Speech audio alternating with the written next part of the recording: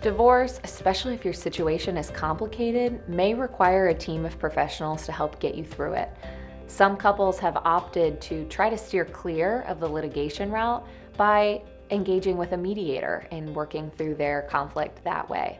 In order to understand the difference, though, between a mediator and a financial neutral, we kind of need to take a step back and talk about what is mediation in general.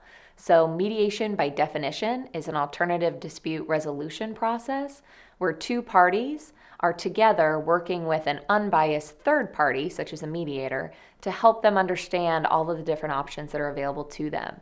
But in mediation, a mediator is really there to just help guide the conversation and allow the two parties to work through their conflict on their own. A lot of times mediation is appealing to parties because it's confidential, which speaks for itself, but also it allows for a lot more creativity. You're getting the option to be able to create a settlement that really works well for you and your family that may be more non-traditional than something that the courts would have come up with, or something that's just divided 50-50 down the middle. At the same time, it's also non-binding, so it gives you the opportunity to voluntarily agree to uphold the agreement that you've set forth, as opposed to it being imposed on you by somebody else, where you may feel less likely to want to uphold what's being asked of you. However, due to the nature of mediation, the mediator is really there, like I mentioned, to just facilitate conversation and leaves the parties themselves to actually come up with a solution on their own, which can be really challenging for couples, especially if they don't fully understand all of the financial pieces at play. And the mediator is typically not there to be able to provide solutions or suggestions. So a financial neutral is trained in all of the aspects of family law mediation, but also has the education and the background to be able to provide guidance to the people that they're working with. So what does that actually look like in practice? Well, what that's going to look like is we help you fully understand all of the assets that you have and all of the different pieces of your financial picture. For instance, what's the difference between a pension, a Roth IRA, and a 401k? What's the benefit to having each one of these? How can each of them even be divided? And what's the tax ramifications for accepting one of these options over the other?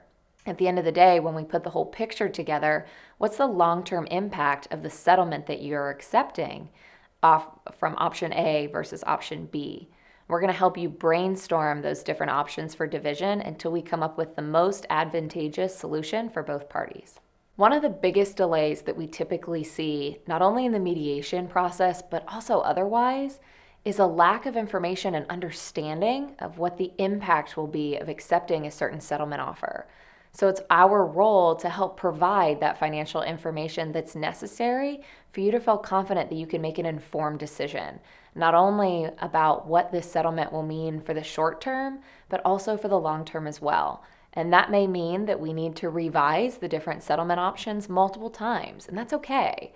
Basically, what we would do is pull up the information on a screen in front of you, and we start working through it together, allocating different assets and debts from one side to the other until we find a really nice sweet spot that works best for both of you.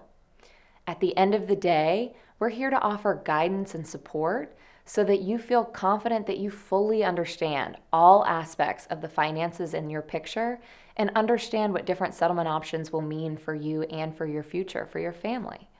Our goal is to help you get through this process as quickly and as smoothly as we can so that you can get on with the rest of your life. If you're interested in discussing how we can help with your case, give us a call today and we'll schedule your initial consultation.